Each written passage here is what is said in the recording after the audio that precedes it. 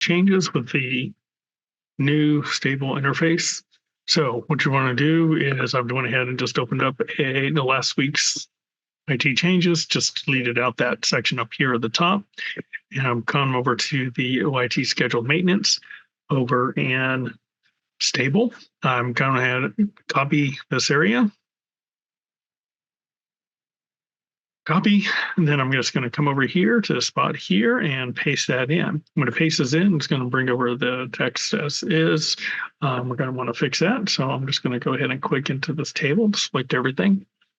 And from here, I will go ahead and change the text. I'm just going to make it a little bit larger and go ahead and set it to black text. And then under table design and layout, I'm going to say auto fit the contents. There we go. Just that cleaned up. Now we don't need this end date and time, so we can go ahead and get rid of that. So again, under table design, I'm just going to go ahead and delete that column, get that right under there. Great. Then going to go ahead, change the comment to description there, and going to do change. And then I'm going to just go ahead and get rid of that, free up some more space. There we go.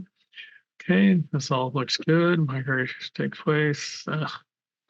That just came out terribly formatted, so I'm going to go ahead and fix that real quick. Let's make that a list. Just clean that up a bit. All right.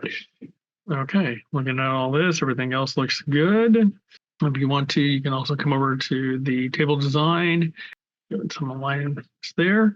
The nice thing is I can go ahead and see, you know what, I'm going to go ahead and put an extra line return there, an extra line return here, and an extra line return here, and one here too.